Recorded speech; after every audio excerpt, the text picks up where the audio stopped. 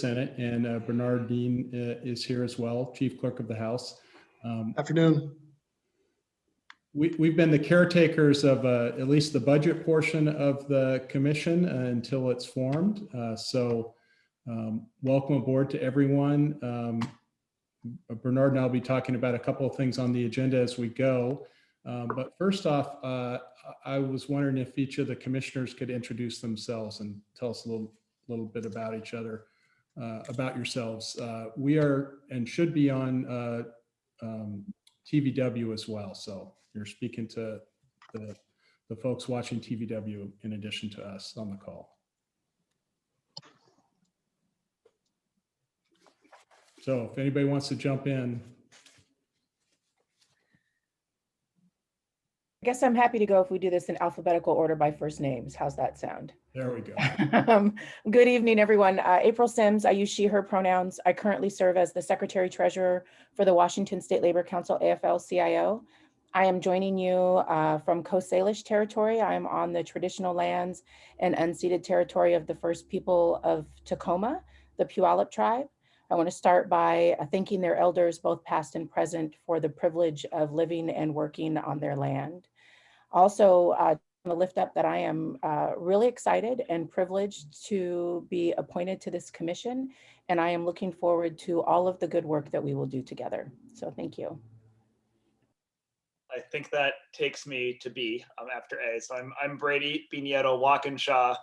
Really delighted to be with you all here today, this evening. I use he, him pronouns. I live in Seattle, but I grew up in what is currently the 42nd Legislative District. I'm from rural Whatcom County. Grew up in Everson, Washington, but have spent most of my adulthood in Seattle. I'm a former Washington State legislator, represented the 43rd Legislative District, where I currently live in central Seattle, and have also served currently as a chief executive officer of a national media organization called GRIST, which does reporting around the United States on issues of environment, environmental justice, climate change, and issues related to the future of our planet. So I am really delighted to be here. I'm really excited about the work that we will have ahead of us over the course of the next year. So thank you. I'm Joe Fain. I'm the CEO and president of the Bellevue Chamber. I've spent 8 years in the state Senate, and it's good to see so many of my former colleagues and folks. So it's good to be back, though better to not actually have to drive down there. While I work in Bellevue, my home my whole life has been in South King County. So it's just a real pleasure. This is actually not the first time that I've had the commissioner title. I kicked off my career in politics as a Boundary Review Commission member for the Auburn School District. So here we are. Thanks for having us, and appreciate all the work that's gone into getting this meeting put together.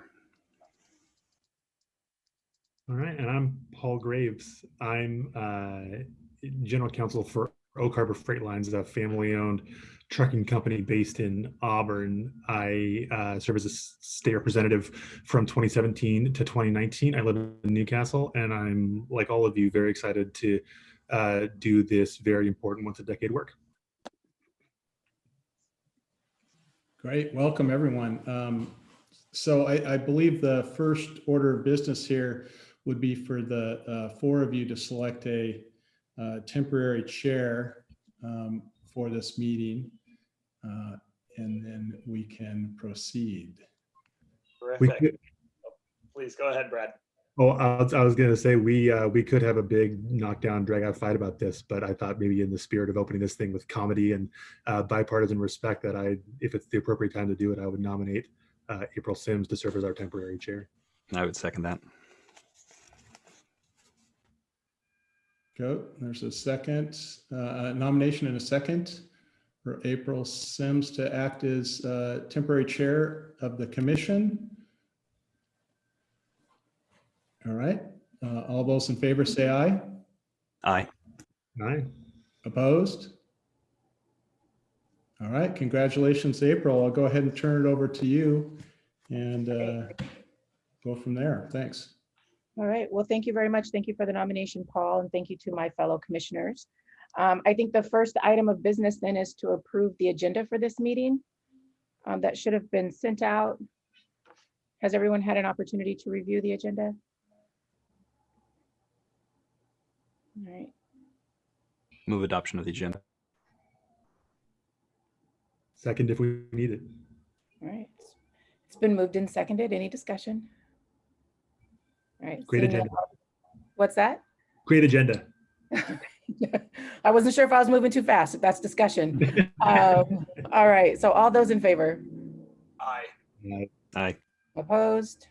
All right, the motion carries, agenda passes.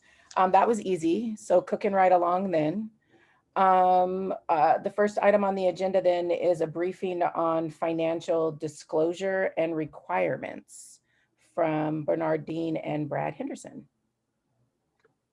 So this is not really much of a briefing. It's more of a information to share with you all for awareness purposes. Three of you are used to submitting personal financial affairs statements in your role as former legislators, as well as candidates for public office. I'm not sure, Commissioner Sims, if you've ever been in that position, but we did want to reference that the statute, part of the authorizing statute for the Redistricting Commission does require that commissioners submit what they're called F1 personal financial affairs statements within 2 weeks of your appointment, which means that you will need to go to the PDC website, and they now are only taking electronic filing. That's a new development as of the last year or so. And so you will need to disclose all of your personal financial interests, including interests that your spouse may have, and all of that will need to be submitted to the PDC. I did talk to the PDC a little bit earlier today. They are available if you have any questions, and so feel free to reach out to them if you have any questions about your filing obligations. And I think your director, once hired, will also be required to file, as well as the chair, which hopefully we'll have appointed soon. The permanent chair, I should say. Brad, I don't know if you want to add any of that. No, I think that's all correct, Bernard. Yeah, we believe that the director would qualify under having to submit an F1. There may be individual staff that are hired on the commission in addition to the director, communications staff, for instance, which also may be required, but I think those are going to require some conversations probably between the director and the PDC, or the chair and the PDC. And will the staff be trained on that, or will you provide an additional briefing for them once hired? Sure, we're happy to provide more information, and the PDC will be available to answer questions as well. Okay. Any questions from my fellow commissioners? Well, we had a whole 15 minutes allocated for this conversation, so we are moving right along then. All right, well, if there are no questions, thank you for that update. Up next is a briefing on the Open Public Meetings Act and the Public Disclosure Act.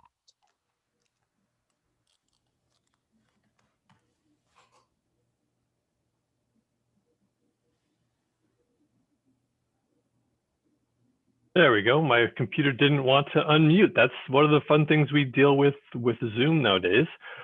Good evening. I'm Morgan Damero. I'm Assistant Attorney General and the lead attorney for our office's Public Records Consultation Program, and also serving in some capacities helping with our Ombuds program for open public meetings issues.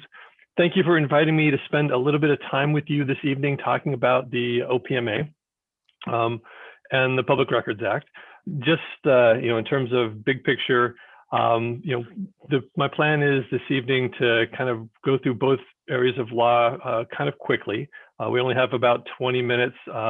As commissioners, there is obligations to do training under 42, well, for the Open Public Meetings Act and on the Public Records Act. We're not going to be able to go into enough detail to satisfy both of those, but it's something that I'm happy to help you with, or we have videos on our website that you can watch on your own time as well to satisfy that. It's nice to be speaking with a group that has some familiarity with both of these laws. It helps having this kind of a general conversation. And rather than taking too much time with that, I'm just going to jump right into kind of some key points on the Open Public Meetings Act. As I'm talking here, of course, feel free to interrupt me, ask questions if there's something specifically you want to talk about. I'll see what I can do. But from a big picture point of view, starting with the Open Public Meetings Act, it covers all meetings that you folks are going to have. And when I say meetings, that covers a broad range of topics. That is not just when you're taking final action and when you're voting on something. It means when you're having the discussions as well. If you're taking public testimony, this is the chance for the public to see the wheels of government spinning and see what it goes to, kind of to use a Wizard of Oz reference to look behind the curtain and to see how it is that we end up places, so that they can understand the outcome that happens. There are three kinds of meetings. One of them you're not going to have to probably worry about, but the one you'll meet with most often is going to be a regular meeting. Those are the ones that happen per your schedule when you establish it, and when you publish that in the WACs. There are special meetings like you're having today that was called on. Basically, it's anything but a regular meeting, and you're coming together to meet with a specific issue for organization like this. And then there could be emergency meetings, which are things to deal with, like natural disaster, something if there's going to be a loss of life, significant loss of property. In 20 some odd years of practicing law, I've never had to do an emergency meeting, so I'd be very surprised if this group finds itself in that capacity. But as I said, meetings are it's not just the final action where you're taking a vote and trying to resolve the issues before you. Action under the OPMA covers everything from the discussions, trying to reach consensus, really kind of seeing, having the discussion, the real kind of the meat and bones about what you're trying to resolve, and for this in your work. Something to keep in mind is a meeting happens in any time that there is a quorum of this commission together. So that means that if the three of you are in a meeting someplace and ends up talking about redistricting issues, you are now having an open meeting, or you're having meetings subject to the Open Meetings Act.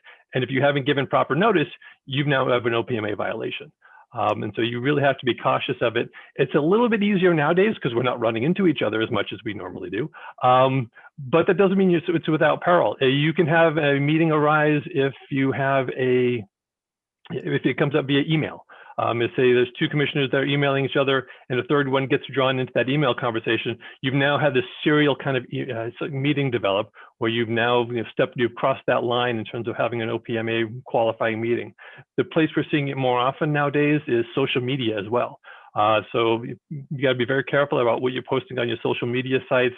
If the commissioners end up being friends or whatnot in their social media, you can have a public meeting arise in social media as well. So you really have to be cautious about all these places communications can arise. In terms of, that doesn't mean you can't be social, you can't travel together if you're going someplace like that. You just have to be very careful, think about the appearances, and make sure you're very careful not to talk shop. Talk about everything else going on in the world except your work on the commission. In terms of the Open Public Meetings Act, for all of your regular meetings, you're going to have to do the same thing that you did tonight. You're going to have an agenda. That's going to have to be published 24 hours in advance. I know that your website isn't up and running yet, so I know you have a lot of work in front of you. Being a small commission with less than 10 members, you're technically not required to put it there. But obviously, the more notice you give to people, the better off you'll be. For special meetings like you had this evening, that's why there is the email. Those can be called by a majority of commission members or by your chair to set a special meeting. And same idea happens where 24 hours in advance, you have to have that notice of meeting put out. If this was a normal time period, you'd have to have where that meeting is going to happen, what time the meeting is, the business you're going to transact. And kind of the difference between them is with a special meeting, you can't take final action. You're kind of stuck with what's on that meeting agenda. With a regular meeting, you can build an agenda, but you can change it as well. What I commonly see is at the beginning of a regular meeting, one of the council members will make a motion to add an item because something's come up they want to discuss. You can do that in a regular meeting, and you could push that through to final action. In a special meeting, you can't take final action on those kinds of things. Kind of one of those, something that surprises people from time to time, I think, is that the Open Public Meetings Act is a chance for people to observe meetings. Nothing in the OPMA says that there's an obligation for you to take public comment. Lots of agencies, the leadership they do that for lots of reasons, but that's not an OPMA requirement. There may be some other law that would require public comment to be accepted. I know it happens in the higher education world a fair amount. Some counties run into this with land use issues and things like that. But those are laws outside of the OPMA. Right now, we're living in an unusual time. So, and if these were normal times, then the other thing and you can see it in its title, the Open Public Meetings Act. The idea is that people get to come, they get to watch the meeting. They could walk in the door, sit down in the back of the room, and watch the deliberations happen. Same idea is going on right now, but because we're working under Proclamation 2028. Then the public has to be able to, at an absolute minimum, be able to hear and be heard through some kind of telephonic means.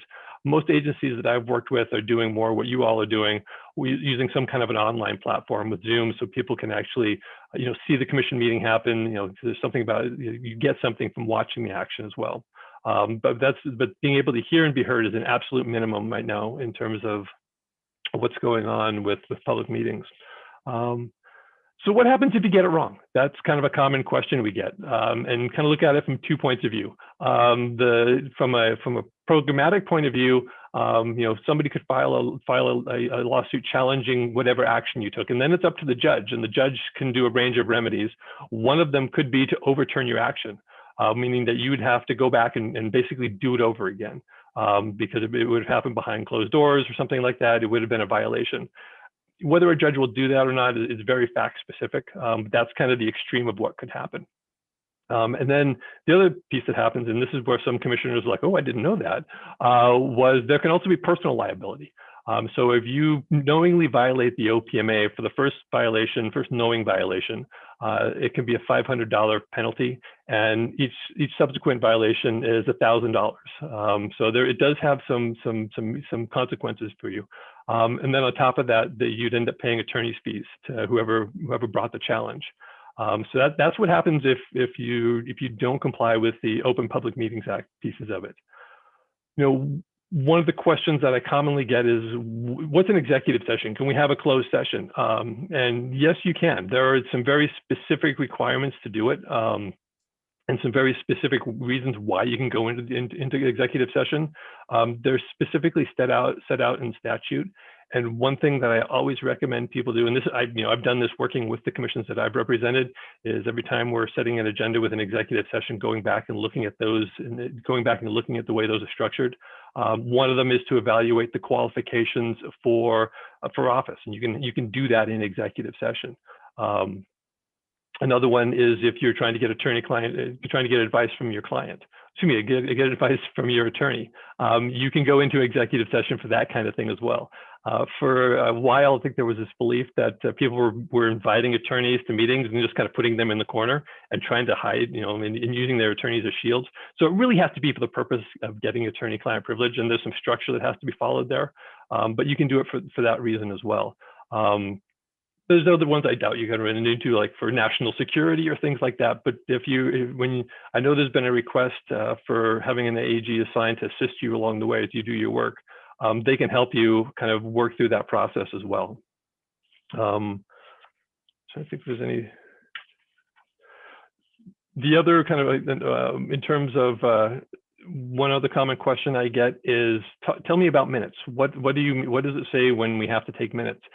And this is one of those places where the OPMA is actually a little bit vague. It just basically says you have to do it. It doesn't give a lot of structure to it. It doesn't say that they have to be, in terms of what has to be in there. I've seen some that are so cryptic that you can barely tell there was a meeting, and then others that look like a transcript. What I typically talk with folks about is you want to be able to tell what happened. You want to be able to, because this is where the archives folk and historians are going to really be interested. I think particularly in the work that you all are taking on here to understand, how did we get from where we are now to the final product, and what was the considerations? What were the ideas that we were discussing in terms of equity, or is it something like that? And so capturing some of that information, obviously not, and then John said, and then Steve said, in that kind of detail, but be able to understand the flavor of the discussions. See if I'll make actually one other comment about executive session, and then I'll switch over to the Public Records Act aspects, are part of my discussion this evening. One thing to keep in mind is if you do go into executive session, that's part of a regular meeting or a special meeting. So you actually have to start the special meeting and then go into that executive meeting. And when you do, you have to tell the audience how long you're going to be in that meeting. And it depends on what topic you're dealing with, and you'll announce to the group, we're going into executive session for this purpose, and we intend to be in executive session for 30 minutes. What that means is you can't restart that meeting earlier than 30 minutes. So if you get your work done in 10, you can't restart the meeting, because the idea is somebody may have stepped away, needs to be able to come back and not miss something. On the flip side, at 30 minutes, if you need more time, you can do that, but you have to have somebody come back into the regular meeting and say, we're going to continue our discussions in executive session to evaluate the qualifications of an applicant. We need an additional 10 minutes. We're extending executive session for 10 minutes. We'll be back at 4:55 or whatever the number may be. And that's been done to empty rooms before. But that's the kind of thing you should also make sure that kind of information gets into your minutes. So you make sure you're checking those kind of procedural boxes as well. If there's no questions that I can answer for you specifically on the OPMA, I'm going to switch gears into the Public Records Act and give you another this is a very brief introduction to it, but hopefully, refreshing some of those memories of those things that you've dealt with for, whether it's your time in office or your other experiences. So switching to the Public Records Act, the idea, and so if you start looking at public records, and the starting place, and you'll see this in court decisions, is that public records is very broadly defined, meaning that what is considered a public record is as inclusive as it can be. The courts, when they've looked at it, they really looked at the content of a record and say, is this related to the conduct of government? Is this something that is it a writing, which is another element? And the Public Records Act came in 1972 when we were dealing with typewriters and that kind of technology. As we've moved into, whether it's email, text messages, Facebook, other social media, Twitter, what they really look at is the content of that record. And is it something that's relating to something, the business that you all will be doing? And that's very broadly defined. On the flip side of that is if you're not going to provide a record, so say you get a public records request and you identify a record that's responsive and there's an element you're not going to provide, you have to be able to find a very specific exemption for that. And those can be found in a number of places. Obviously, the starting place for most of them is the Public Records Act at 4256. But an exemption could be found anywhere in state law. There are lots of exemptions that exist in federal law that are incorporated as another statute. Things like medical information under HIPAA. There's a federal treaty for ginseng. So there's lots of different places exemptions exist, but you have to be able to find one of those. You have to be able to say, you're not getting this element of the record or this entire record because of this specific exemption. And when courts take a look at that, they're very much going to look at the text of that exemption and say, yes, we agree with you, or no, this says, this lists 4 things that are protected. You're giving us a 5th thing. It's not on the list. We understand your arguments, but it's not included within exemptions.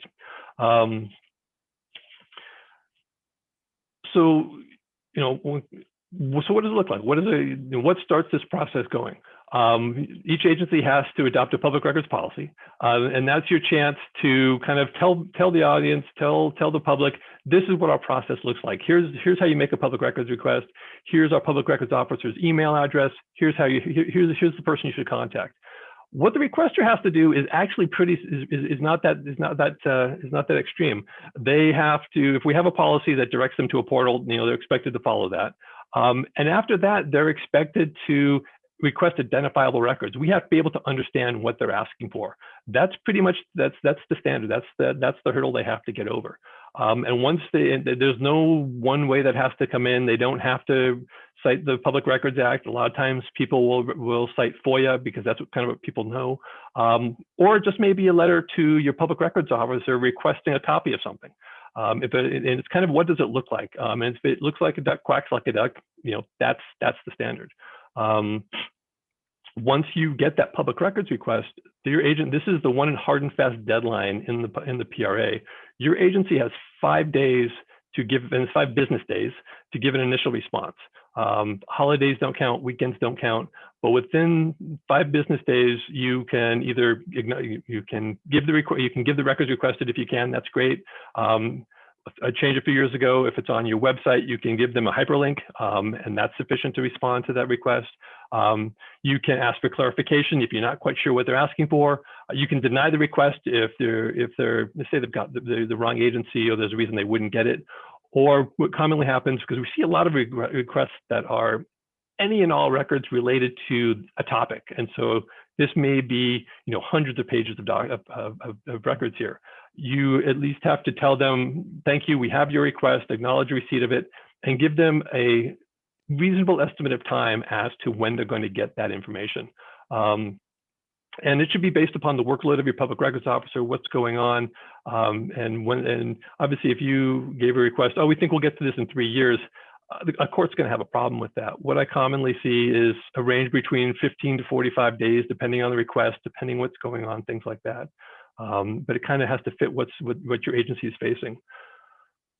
So once you get a public records request, this is where the obligation is on the agency to look everywhere it's reasonably anticipated records are going to be found, which means you've got a great opportunity. All of you are just taking on this responsibility, so you're not inheriting a lot of bad practices, so to speak. But I really hope and really encourage you folks to stay on top of it. Use good management right now, because you will get public records requests, and if you do it now, you'll be much happier when you have to provide those records to your public records officer to help you produce them.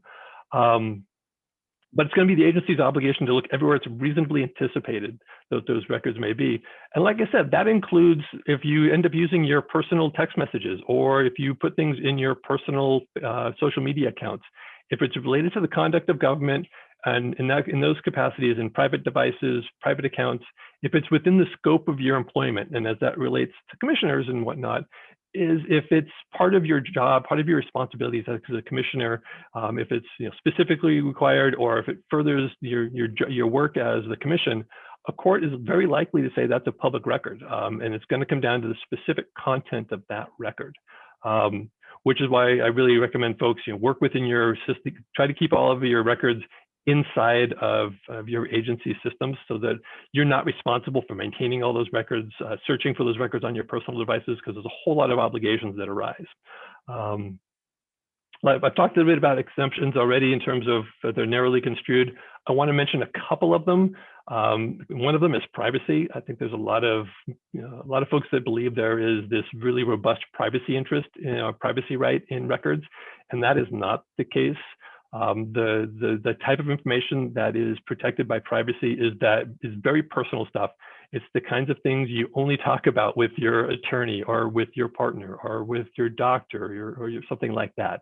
It is not stuff that is maybe embarrassing and things like that, or you're not totally proud of, but it's a very high burden, and it's not a standalone exemption. It has to be incorporated through some other way, and there's numerous exemptions in the PRA that reference privacy.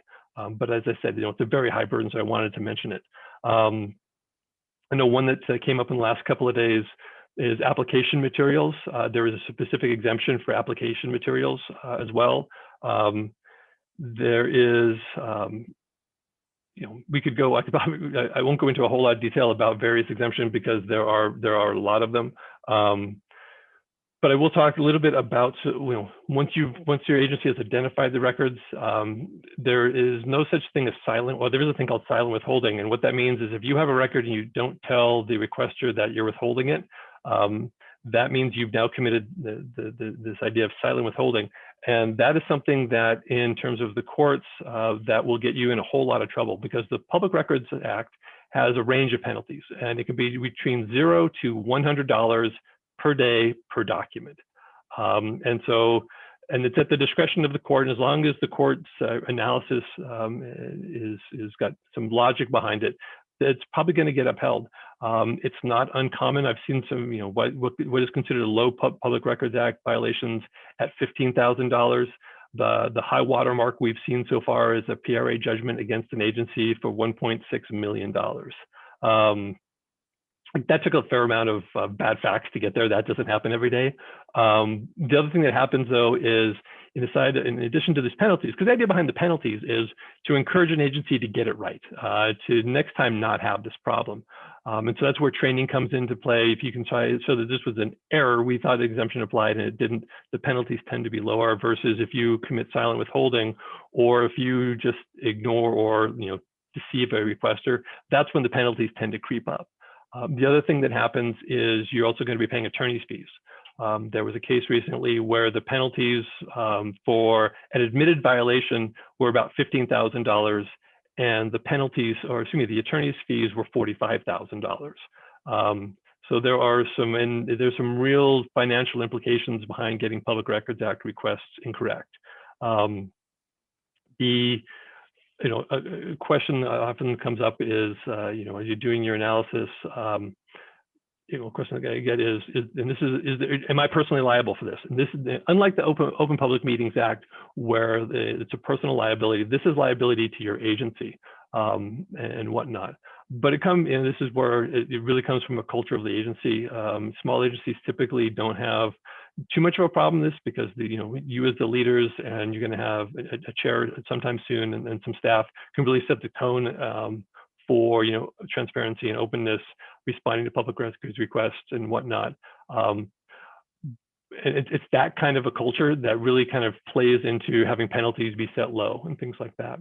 I've kind of run through the Public Records Act in a very short period of time. I think I was given about 20 minutes, and I'm right about that right now, so I'm trying to respect your time as well. Can I answer any questions for you about either the Open Public Meetings Act or the Public Records Act? If it turns out that you'd like some assistance with either PRA training or OPMA training to meet the formal requirements, obviously I'm happy to help with that as well. Or when you have an AAG assigned to it, I can work in conjunction with them as well. But if you have any questions, I am happy to try to answer them. I'll jump in with one. Morgan, thank you very much for the presentation. That was excellent and a great overview. I think a value of ours going into this is to try to is an effort to make this as transparent and as publicly accessible and as inviting of public comment as possible. I think it's going to be extremely important as we go into our work as a commission. And technologically, it was a challenge to get that off the ground with this first meeting. But I think as we work on bringing in our chair, as we work on having more meetings, we really want to make this public. We hope that we're able to make the public comment portion of the substantive, transparent, and bring as many folks in as possible, so it's representative. And I was curious. I mean, for the purposes of this, and we were going to mention it, I think later in the agenda, there is an email alias which has been set up, which is just comment@redistricting.wa.gov, where there can be the submission of public comment for the purposes of today. But I was just going to ask you, in the context of the pandemic, in the context of so much of this work being done remotely today, have you seen kind of best practices around this? Do you have any suggestions for us to look toward of others in this kind of work that have done a really great job of kind of substantive public engagement and processes or ways over the past year during COVID of achieving that? It's a good question. I've seen a lot of really good work being done out there from across the state in terms of the portals. And I was watching a hearing a little bit ago, Open Public Meetings, with the city of Woodinville, and they did the same. They had public comment periods, and they invited folks both to submit it if they wanted to address the group as part of the meeting going on. They'd open the mic for that, or to submit if they were submitted in advance. It was about 45 minutes where the the chair was actually reading the comments, and they'd put some reasonable restrictions in there in terms of how long, so somebody didn't try to submit War and Peace and that kind of a thing. Some kind of word counts, kind of analogous to giving somebody 3 minutes of open mic or something like that, trying to find that balance. That seemed to really work well in terms of getting that information. If it's something longer, obviously it's your choice to receive that, but not necessarily you can post it, in some kind of a robust posting system or something like that. But in terms of reading it to the group so everybody can hear it, that seemed to work really well for Wooden Bill. That's great. Great question. Other questions from the commissioners?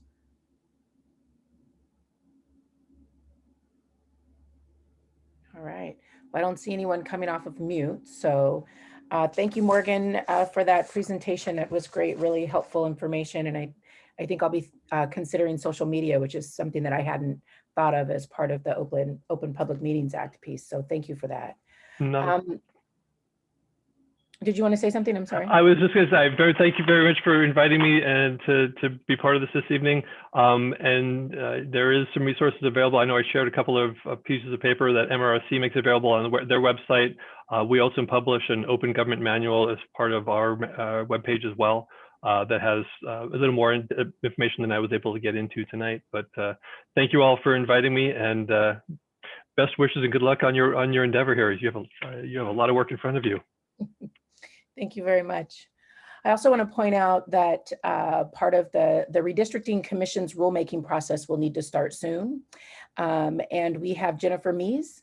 I hope I'm pronouncing your name correctly. Yes, that's correct. Great, thank you. From the Code Revisor's office. She's with us today and she can take any questions about the rulemaking process. So are there any questions from the commissioners? Madam Chair? Yes. I'd also like to point out that we were able to secure an Assistant Attorney General. Well, actually, in this case, it's a Deputy Solicitor General, Tara Heinz, who's joined us on this call as well. So she will be assigned to the Commission to help you through the rulemaking process and also answer any other sorts of legal questions you may have along the way. Fantastic. Welcome, Tara. Thank you. Good evening, everyone. Yes. Jennifer, was there any information that you wanted to share with us as part of this meeting?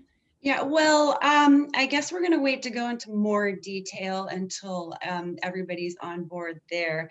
But I'll be going over the register procedures, the steps for filing, the forms, our calendars, and why it's important that those be followed to give the public proper notice, as well as getting the rules perfected by our free typing service to agencies. And I am available anytime with questions before we end up getting together or after. So if you have questions, just give me a call and hopefully I'll be able to fill in the details for you guys pretty soon. Great. Thank you very much. Yeah. All right, if there are no questions for Jennifer or specific questions for Tara from my fellow commissioners, we'll move along in the agenda. The next item up on the agenda is a briefing on the commission budget. And we're going to hear from Bernard, Dean, and Brad Hendrickson again. So I believe you should all have in your packets kind of a brief overview of the current fiscal year budget. I'm going to as a former appropriations committee staffer, I feel a little odd talking about budgets without actually looking at any numbers. So I'm going to try and share my screen. Just bear with me for a moment. We're getting fancy now. It's not too fancy. It's pretty simple. So, so currently we're in fiscal year 21, the fiscal year that began in July of 2020.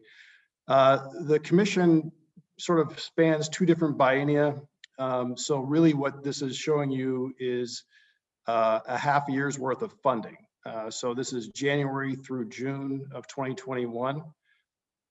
So you have $1 million that's been appropriated. That was in the original 2019-21 biennium budget that was passed by the legislature a couple of years ago. So in addition to funding the 5 commissioners And you actually will all be eligible to receive $100 per day for every meeting that you're attending in your official capacity.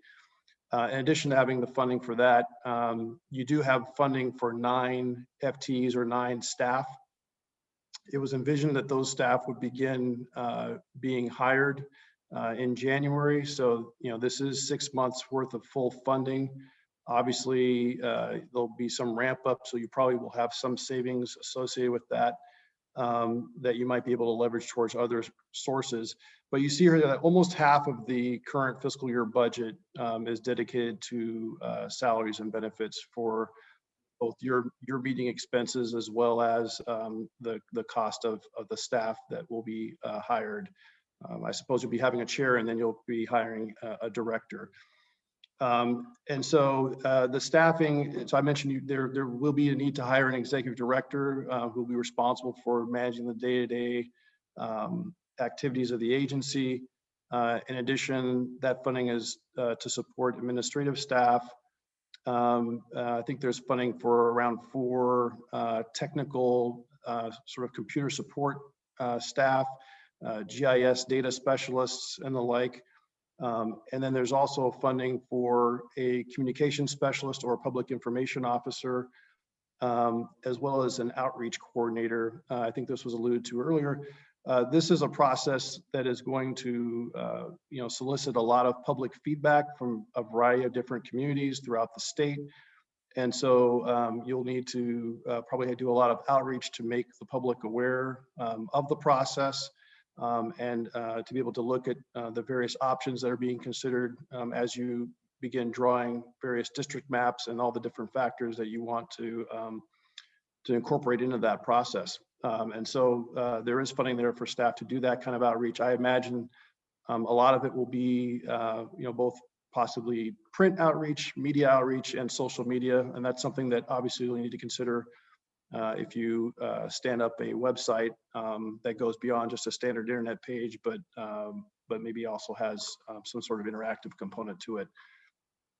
So those 9 staff, the funding for those 9 staff is there. There's also some funding for professional services contracts. I believe 10 years ago, while our legislative IT department did help sort of with the infrastructure of the commission, I believe 10 years ago, a vendor was engaged to actually design the website, and the old defunct website is available for your perusal if you haven't visited that site yet. And then also there's some funding there for goods and services.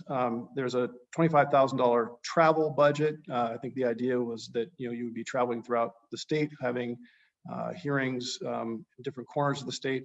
Obviously, with COVID and the pandemic, I imagine that you may not fully utilize those funds, and we'll probably need to have remote meetings. But I suppose that's something that we don't know when things will improve as far as the ability to have meetings and have the public actually have regular public meetings. So that funding is there. Then there's some funding for, it says capital outlays. This is basically equipment, computer equipment, and the like. And actually, so myself as chief clerk and Brad as the Secretary of the Senate, in the budget itself, have expenditure authority on behalf of the commission until it's stood up. And so we have already initiated some equipment purchases that are needed, monitors, et cetera. We've also been able to work with our Legislative Support Services Office to identify potential office space for the staff that may be hired. And so we've already kind of gotten the ball rolling on a few of those things.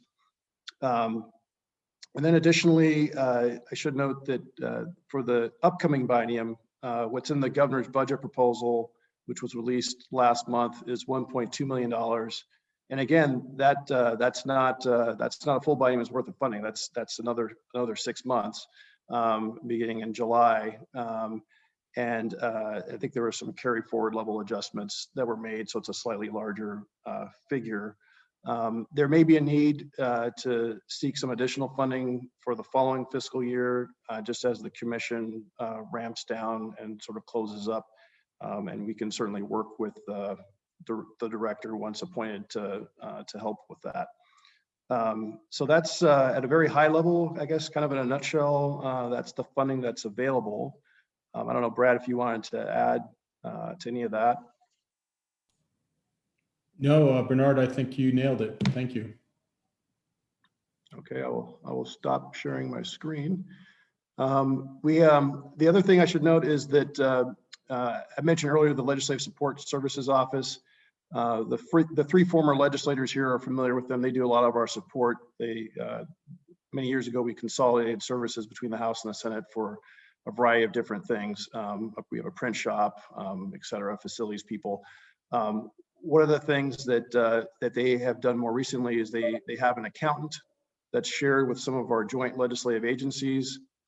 And so we have an individual on staff who will be available to help process various payments, including payments to reimburse you all for any expenses you may incur as you perform your duties. And so we've done a little bit of work on trying to get that set up as well.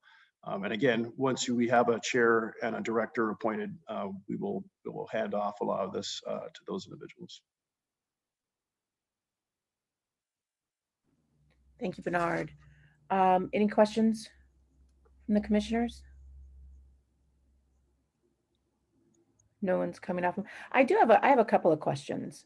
One is regarding the allocation for travel expenses. Since we don't anticipate travel, at least in this biennium, can that money be reallocated for outreach or other programmatic areas? Yeah, what I've displayed there are the allotments. And so the appropriation is just a straight $1 million, and it's Okay. not provisoed for a specific purpose. So you can redesignate some of those funds for other needed activities. Okay, so if we wanted to expand language access or offer interpretation for different meetings, that's an option based on the budget. Yes. Okay, that's great. And then my other question is just thinking about the staff, and looks like we've got 9 FTEs allocated. Do you know, or does anyone in this meeting know if during the last commission, if the staff adopted any sort of code of conduct, or if there was any ethics training, or what additional training was provided for the staff? I'm not familiar with the training that occurred for the staff who were brought on board 10 years ago, but certainly we can arrange for ethics training. And I guess the question is whether it's legislative ethics or executive ethics, but we can certainly arrange for that. Yeah, I'm also really interested in a code of conduct. I know that the legislature has adopted a code of conduct, and some other commissions have. So I'd really be interested in exploring a code of conduct for our commission, both for the commissioners and for the staff, to kind of guide how we participate in this process. Yeah, I mean, we can certainly share the code of conduct that we've developed for the legislative branch. And in working with you and your chair and the other members and the director, we're happy to help in any way we can as you look at that question and develop your own code of conduct. Great, I appreciate that. Any other questions come up for folks? All right, look at that, still way ahead of time. This rarely happens in meetings. So I think that brings us to next steps and wrap up. So this concludes the presentation portion of the meeting. I do want to note that we have Jay Jennings from the Secretary of State's office on. So if any of the commissioners have questions specific for the Secretary of State's office, or if Jay has anything that he wants to add to today's meeting and conversation, I would invite him to come off mute. Thank you very much. I would just say good afternoon, and both Nick Ferris and I are here as a resource during your deliberations. Glad to help where we can. We're happy to have you here, Jay. No questions for Jay from the commissioners? All right, well, we are statutorily required to select a non-voting commission chair by the end of this month. So our plan is to spend the remainder of this meeting in executive session to discuss the candidate qualifications and then reconvene on Saturday at 10 a.m. to vote on the 5th commissioner. I do want to just lift up that we do value and welcome public input in this process. And like Commissioner Walkinshaw mentioned, we do have an email address set up, comment@redistricting.wa.gov, so folks can forward their comments to us.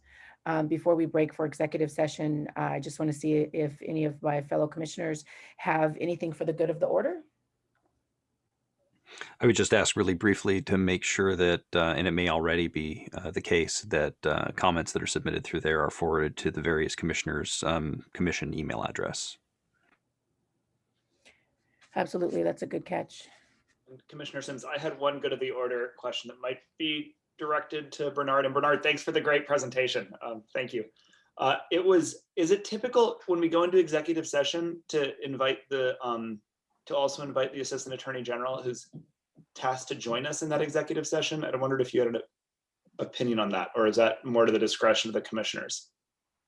I believe it's more at your discretion. You know, she is available for that purpose if needed. I believe she'll need some additional information to connect to that meeting. I guess I would also remind the commission, given the advice of Morgan Damero, that before you do convene an executive session, you will need to announce the time that you return. Yes. Thank you. Well, maybe that's something that we as the commissioners can discuss in executive session for the future. I don't know if any of you have thoughts.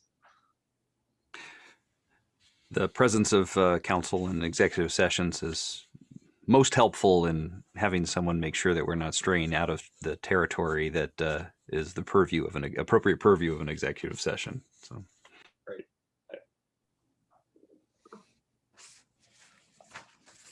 Well, I'm fine with. Oh, I'm sorry. I just wanted to make sure. I was looking for the link for the executive session. I'm not certain I have it on my calendar here, so I'm just going to look for that. No worries, Commissioner Fain. We're actually going to stay here, but before we break for executive session, I propose that we go into executive session for 30 minutes. I propose two things: a brief comfort break and stretch break.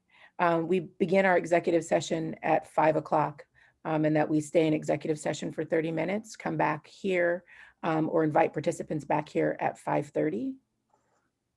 Sounds good. And Commissioner Sims, I agree with that. And just to build on Commissioner Fain's comment, I would also propose that we, if she's available, invite Tara Heinz to join us, Assistant Attorney General, to join executive session if she's available. I'm available and I will join. Great. Happy to have you here. So I think the way this is going to work is that Taylor is going to assist with closing out this session and moving us into an executive session. So commissioners and Tara